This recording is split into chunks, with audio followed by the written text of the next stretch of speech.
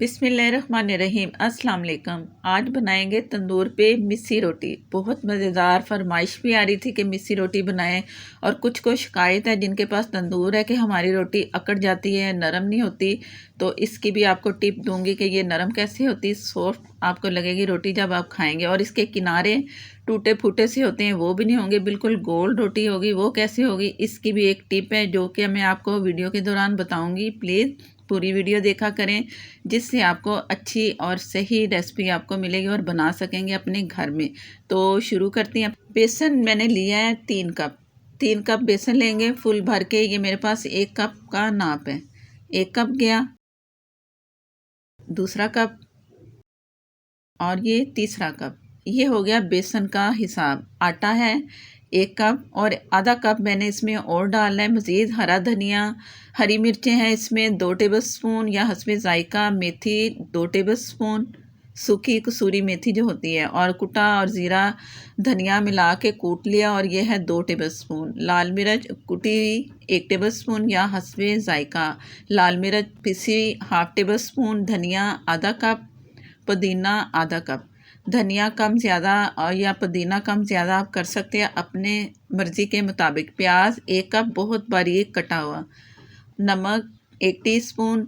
और इसके बाद मैंने चेक करना है कि इसमें ज़रूरत है नमक की कि नहीं, तो उसके जायके के हिसाब से। अजवाइन है 1/2 टीस्पून।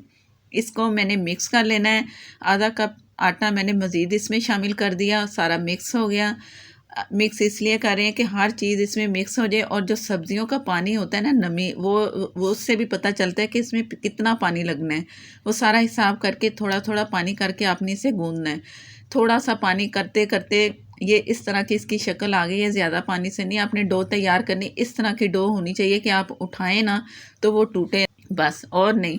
तो इसे ढक के रख देंगे। इसके बाद मैं आपको दिखाती हूँ कि आगे क्या करना है। बिस्मिल्लाहिर्रहमानिर्रहीम।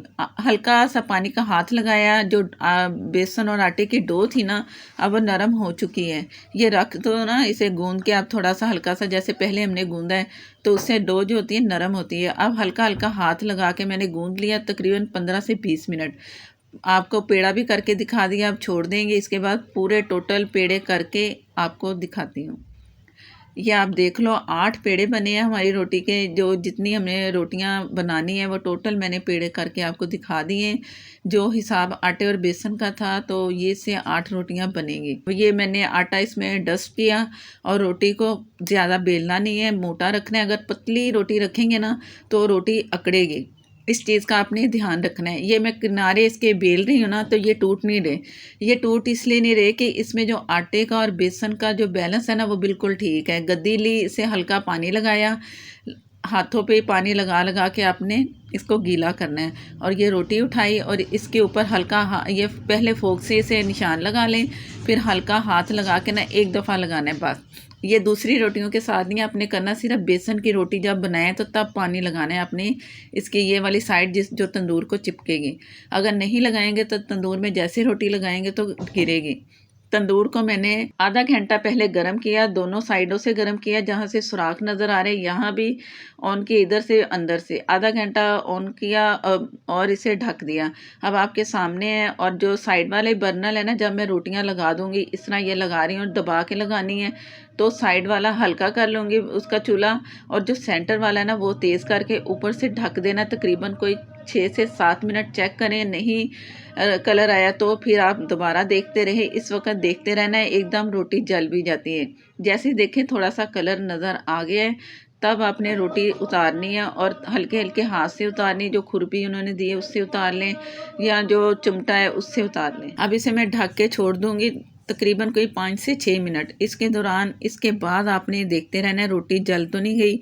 और इस रोटी निकाल के मैं आपको दिखाती हूँ। फ़िलहाल इसे मैंने ढक के छोड़ देना है। बिस्मिल्लाहिर्रहमानिर्रहीम। मैंने रोटी निकाल ली, दोनों साइड से बहुत अच्छी है, इस वक्त क्रिस्पी लग रही है।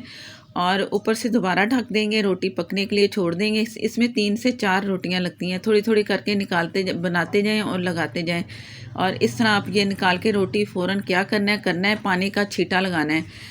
तकरीबन 2 से 3 टेबलस्पून पानी का छींटा लगा दें, और 1 टेबलस्पून गरम किया है मैंने देसी घी को, तो वो इसके ऊपर लगा रही हूँ। आप ऑयल भी लगा सकते हो, मक्खन भी लगा सकते हो, जो आपकी मर्ज़ी है, लेकिन लगाना ज़रूरी है। पानी भी लगाना है और ऑयल भी लगाना है। इससे रोटी क्या होगी कि हमारी रोटी सॉफ्ट होगी, नरम होगी और मज़े की लगेगी और खाने में भी आपको लगेगा कि बड़ी नरम और सॉफ्ट रोटी हमारी बनी है।